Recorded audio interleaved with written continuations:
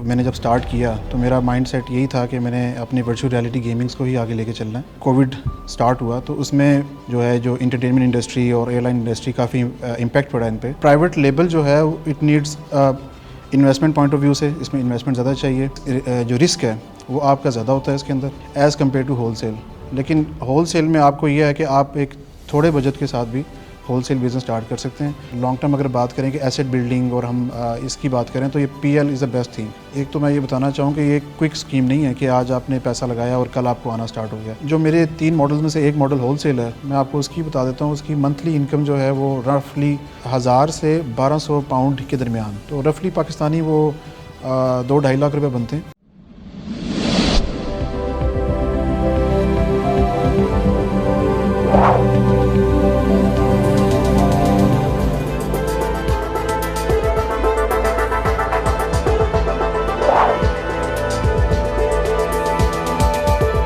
अस्सलाम वालेकुम नाजरीन, शेयरिंग ऑफ प्रोफेशनल विजडम के साथ मैं हूं अली रहमान खालिद। आज जो मेहमान हमारे साथ मौजूद हैं वो 7-8 साल नॉर्वे में मुकीम रहे। उसके बाद वो पाकिस्तान आए और उन्होंने सोचा कि क्यों ना वो ई-कॉमर्स का रुख करें ताकि अर्निंग स्टार्ट कर सकें।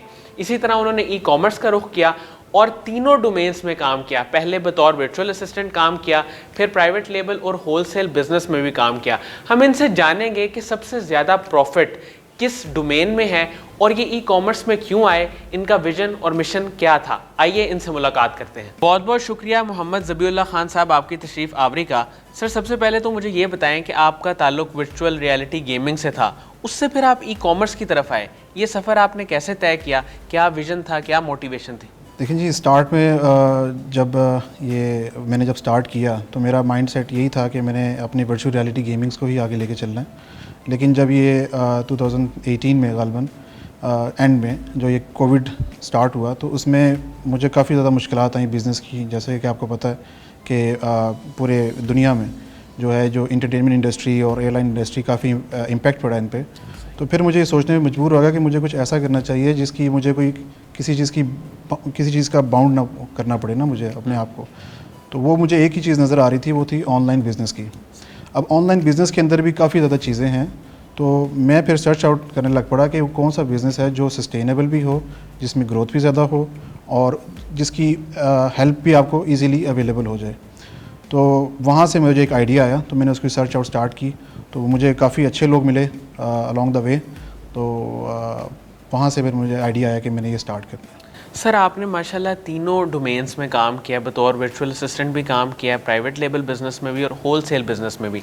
सर, मुझे प्राइवेट लेबल और होलसेल बिज़नेस का बताएं, इसमें क्या डिफरेंस है? इसमें कुछ कपल ऑफ डिफरेंस हैं।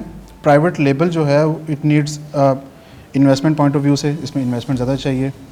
इसमें आपको रिस्क है वो आपका ज़्यादा होता है इसके अंदर एज़ कम्पेयर टू होलसेल। आपका जो फाइनेंशियल रिस्क है और टाइम तो आपने स्पेंड करना है दोनों पे, ठीक है, फोकस्ड आपने दोनों पे होना है। लेकिन होलसेल में आपको ये है कि आप एक थोड़े बजट के साथ भी होलसेल बिज़नेस स्टार्ट कर सकते हैं और उसमें रिस्क की जो रिस्क फैक्टर है वो थोड़ा बनिस्बत कम होता है as compare to private level के।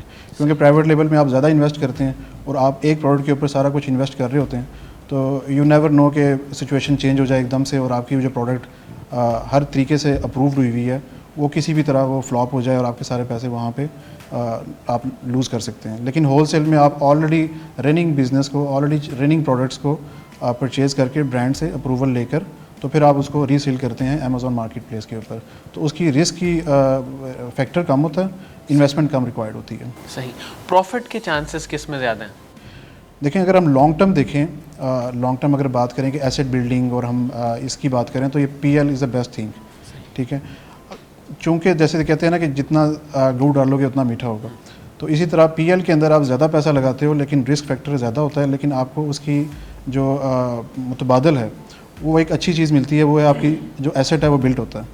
अब होलसेल के अंदर आपका एसेट एज सच बिल्ड नहीं हो रहा, लेकिन आपको अर्निंग्स हो रही होती हैं। आप इसी तरह समझ लें कि आप किसी की प्रोडक्ट को अप्रूवल लेकर तो उसको आगे आप सेल कर रहे हैं। PL के अंदर आप अपना नाम लॉन्च करते हैं, अपने नाम से हर चीज़ करते हैं, तो डेफिनेटली उसमें एसेट बिल्डिंग होती है, प्रॉफिट मार्जिन PL में ज़्यादा होता है, होलसेल में कम होता है। लेकिन होलसेल का इकोनॉमी ऑफ स्केल ज़्यादा होता है कि आप ज़्यादा प्रोडक्ट्स को आप करें बाय करें फिर उसको सेल करें, इस तरह सर्कल चलाएं, तो इस तरह आपका प्रॉफिटेबिलिटी इस तरह इंक्रीज़ होती है। पीएल के अंदर एक प्रोडक्ट आपको ज़्यादा प्रॉफिट मार्जिन के साथ ज़्यादा देती है, लेकिन उसमें एसेट बिल्डिंग होती है मेनली। सर वो कौन से स्किल्स हैं जो आपको लगता है जिनकी वजह से आपने ये तीनों काम किए और आप कामयाबी से अपना काम कर रहे हैं? देखिए, एक तो पहले सबसे पहले काम कि आपको एक पैशन होना चाहिए इस चीज़ का। ठीक है। एक आपको अपनी इस लर्निंग में, इस ट्रेनिंग में, इस एफर्ट में कंसिस्टेंसी रखनी चाहिए कि आप, ऐसा नहीं है कि मैंने आज स्टार्ट किया, आज मैंने कुछ वीडियोस देखी, आज मैंने एक चीज़ लर्न की, लेकिन उसको मैंने इम्प्लीमेंट नहीं किया। अगर आप इम्प्लीमेंट नहीं करेंगे तो वो एक लर्निंग आपके दिमाग में ही है, वो कहीं बाहर नहीं निकलेगी। आप उसका जो रद्द-ए-अमल है ना उस लर्निंग का, वो भी नहीं आपको पता चलेगा कि आपने उसको एक सीखा और उसको आपने इम्प्लीमेंट किया, उसका रिजल्ट्स क्या आए आपको। तो जब तक आप इम्प्लीमेंट कंसिस्टेंसी के साथ नहीं ना करेंगे और लर्निंग जो है कंसिस्टेंसी के साथ नहीं करेंगे, तो आप मीन्स के ज़्यादा देर तक आप सर्वाइव नहीं कर पाएंगे। सर आपने किस प्रोडक्ट कैटेगरी में काम किया है? 3-4 प्रोडक्ट कैटेगरीज हैं, लेकिन जो मेनली है उसमें होम एंड किचन है, क्योंकि अमेज़ॉन के ऊपर home and kitchen category is the major category. लेकिन उसके बाद हमारा जो है प्रोडक्ट्स हैं वो टॉयज़ कैटेगरीज़ में भी हैं, ठीक है, और टूल्स कैटेगरीज़ के अंदर भी हैं। तो इसी तरह अगर आप होलसेल में आप देखिए ना, तो होलसेल में आप वो कैटेगरी चूज़ करते हैं जिसमें भी आपको प्रॉफिट मार्जिन अच्छा मिल रहा हो। इट डज़न्ट मैटर कि वो अगर होम एंड किचन से है, वो टॉय से है, अगर आपको जो सी प्रोडक्ट, जो सा ब्रांड अप्रूवल आपको मिल रहा है, वो किसी भी कैटेगरी का हो, आपको प्रॉफिट दे रहा है, गुड इनफ। तो इसी तरह लेकिन पीएल में आपने चूज़ करना होता है कि वो कैटेगरी जिसमें आपने आगे फर्दर अपना एसेट बिल्ड करना होता है, अपना ब्रांड बिल्ड करना होता है। सर आपकी मंथली अर्निंग इस वक्त कितनी है और एक आम इंसान जो ई कॉमर्स में आए वो कितने टाइम में अर्निंग स्टार्ट कर सकता है? एक तो मैं ये बताना चाहूँ कि ये क्विक स्कीम नहीं है कि आज आपने पैसा लगाया और कल आपको आना स्टार्ट हो गया। नो डाउट कि होलसेल में किसी हद तक ये पॉसिबल है, लेकिन इतना भी नहीं कि आप 15 दिन के अंदर, 10 दिन के अंदर स्टार्ट कर जाएं। उसके अंदर भी एफर्ट होती है, उसके अंदर भी एक टाइम कंज्यूम होता है आपका। अगर आप बात करें मेरी, तो अर्निंग जो मेरे 3 मॉडल्स में से एक मॉडल होलसेल है, मैं आपको उसकी बता देता हूँ। उसकी मंथली इनकम जो है वो रफली 1000 से 1200 पाउंड के दरमियान, तो रफली पाकिस्तानी वो 2-2.5 लाख रुपए बनते हैं, इतने। तो इतने ये हम निकाल लेते हैं इसमें से। और जो प्राइवेट लेबल है उसमें अर्निंग जो है वो कंसिस्टेंस इस वाले से नहीं होती, क्योंकि उसमें हमें काफ़ी ज़्यादा स्पेंडिंग करनी पड़ती है, पीपीसी कॉस्ट करनी पड़ती है, रैंकिंग करनी पड़ती है। क्योंकि एक जो टफ़ काम होता है प्राइवेट लेवल के अंदर, आप अपनी प्रोडक्ट को सस्टेन करना चाह रहे हैं, एक रैंक के ऊपर रखना चाह रहे हैं, उस रैंक के ऊपर रखने की एक कॉस्ट है, वो आप पीपीसी कॉस्ट भी कह सकते हैं उसको। एक एक्सटर्नल ट्रैफिक से अगर आपने कोई चीज़ लेके आनी है तो उसकी भी कॉस्ट है। तो ये चीज़ें आपको ऊपर नीचे होती रहती हैं। किसी टाइम पे आपकी कॉस्ट कम लगती है लेकिन आपको अच्छा आ जाता है, रैंक अच्छी आ जाती है, तो उसकी अर्निंग भी 500-600 पाउंड या 1000 पाउंड के इर्द गिर्द जाती है। सर इस सारे सफ़र में आपके मेंटोर और इंस्पायरेशन वो कौन लोग थे? जो स्टार्ट मुझे जहाँ से मिला ना, वो है डॉक्टर कासिम साहब, जो अमेज़ॉन जिम खाना में एज ए डायरेक्टर हैं गुजरांवाला में, और ये होलसेल सिटी है गुजरांवाला जो। तो क्योंकि मुझे वहाँ से, जो इस तरह मैंने पहले बात की कि मुझे सर्च स्टार्ट होगी मेरी कि जो लोग इस बिज़नेस के अंदर ऑलरेडी काम कर रहे हैं, मैं उनसे अपना लिंक बनाऊँ। तो मुझे डॉक्टर कासिम जो हैं वो मुझे वहाँ उनकी मुलाकात हुई। फिर इनेबलर्स का जो सेशन हुआ गुजरांवाला में, ये सेमिनार हुआ, वहाँ पे काफ़ी मेरी मुलाकात हुई इनसे। तो मैं जो गुजरांवाला का पहला बैच था उसमें मैंने इनरोल किया था, और वहाँ से भी मुझे डॉक्टर कासिम ने स्टार्ट किया। उसके बाद फिर अमेज़ॉन जिम खाना जो है वो उसने बड़ी हेल्प की मेरी, स्पेशली होलसेल के अंदर जो इनका एसन पार्टनरशिप प्रोग्राम है उसमें काफ़ी ज़्यादा मेरी हेल्प हुई। मेरी इतनी बहुत ज़्यादा लर्निंग, मेरी जो होलसेल की लर्निंग है वो काफ़ी हद तक मेरी, मैं समझता हूँ कि मेरी ग्रूमिंग उस प्रोग्राम ने और अमेज़ॉन जिम खाना ने की। और उसमें जो उसको लीड कर रहे हैं वो मुस्तसर हज़ार चीमा साहब हैं, और उनकी जो डायरेक्टरशिप में एक अली वड़ाइज साहब हैं। काफ़ी ज़्यादा लर्निंग उनसे की मैंने। और ये जो टीम है वहाँ पे, मेरे एक अपने कोलीग भी हैं, ये मीर हमज़ा साहब कंसल्टेंट हैं गुजरांवाला के। इनका काफ़ी रोल रहा है कि मेरी लर्निंग में, क्योंकि काफ़ी कुछ सीखने को मिलता है जब आप ऑफिस जाएं और वहाँ जाके आप लाइक माइंडेड लोगों से मिलें।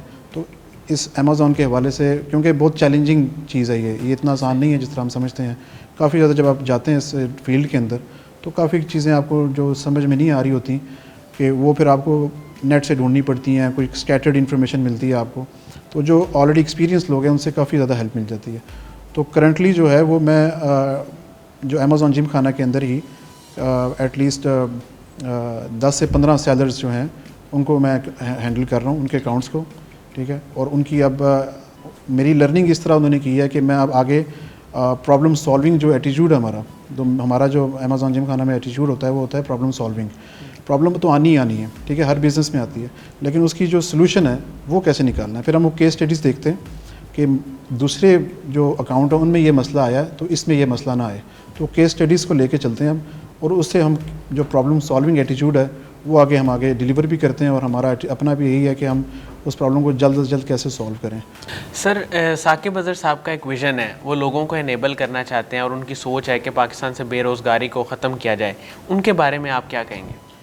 मैं समझता हूँ जब मैं इस फील्ड में आया तो ऑनलाइन का आपको जैसे पता है पाकिस्तान में एक इमेज सा है कि ऑनलाइन में काफ़ी ज़्यादा फ्रॉड्स होते हैं, बड़ा कुछ ये इस तरह की चीज़ें होती हैं जो कि घर वाले अक्सर नहीं मानते। तो मैं समझता हूँ कि सर साकिब ने वो ही ब्रेक द आइस कि इस चीज़ को उन्होंने तोड़ा है कि जी ऑनलाइन भी एक रियलिटी है। तो और जो विज़न लेके वो चल रहे हैं और वो जिस स्पीड से वो चल रहे हैं, तो इट्स फिनोमिनल। मींस कि मैं समझता हूँ कि ये ऐसा है कि with in few years, like 2 years में आई गेस, तो उन्होंने इतना कुछ इनेबल कर दिया है, इतनी आवाम को उन्होंने बता दिया ये चीज़ों का कि अब लोग सोचते ही नहीं है कि ऑनलाइन में कोई फ्रॉड होते हैं। अब वो कहते हैं नहीं ऐसा ही, इट्स रियल बिजनेस ना हो। तो वही अब ये अब घर वाले भी अभी कुछ कहे ना कि ये आप क्या कर रहे हैं ऑनलाइन, तो उनको जब बता दें अमेज़ॉन कर रहे हैं, उनको भी होता है कि नहीं अमेज़ॉन में कुछ है। क्योंकि सर साकिब की ही ये जो पूरी जो कैंपेन है पूरी इसको अमेज़ॉन को और ये ई-कॉमर्स को आगे लेके जाने की, ये उसी से उनको पता चला है सबको कि ये कोई रियल चीज़ है इसमें। सर, मुझे ये बताइएगा कि आपने बतौर वर्चुअल असिस्टेंट भी काम किया, क्या आप अभी भी वो काम कर रहे हैं या उसको आपने ख़त्म कर दिया? नहीं, वो काम माशाल्लाह से जारी है, क्योंकि मेरी जो लर्निंग इनेबलर से अमेज़ॉन जिम खाना से जो हुई है, तो अब इस लर्निंग को मैं आगे लोगों तक भी पहुंचाता हूं, और जिनको सर्विसेज चाहिए होती हैं, तो जिस तरह फॉर एग्जांपल अकाउंट ओपनिंग है मेजरली, ठीक है, और अकाउंट ये प्रोडक्ट हंटिंग है, सोर्सिंग है, इस तरह की काफ़ी ज़्यादा सर्विसेज जो हैं, जो स्पोर्ट सर्विसेज जिसे हम कहते हैं, ये मैं प्रोवाइड करता हूँ। और एटलीस्ट जो 40 से 50 अकाउंट्स में अभी तक क्रिएट कर चुका हूँ, तो अभी ये काम जारी है। बहुत बहुत शुक्रिया मोहम्मद ज़बीउल्लाह खान साहब, आपकी तशरीफ़ आवरी का। नाज़रीन, मुझे उम्मीद है कि जो लोग ई कॉमर्स के बारे में जानना चाहते हैं और उनके मुख्तलिफ़ सवालात हैं, उनको इस इंटरव्यू में ज़रूर जवाब मिला होगा। बहुत बहुत शुक्रिया, अपना बहुत ही ख्याल रखिएगा। अल्लाह हाफ़िज़।